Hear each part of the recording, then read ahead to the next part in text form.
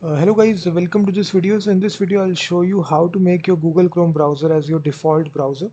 For this you need to go to settings and now in the left hand side you will see this apps section. Simply click on that and then go to default apps. Simply click on that and now search for Google Chrome and simply click on that, and then you will see this option, make Google Chrome as your default browser. Simply click this set default button and now Google Chrome is your default browser.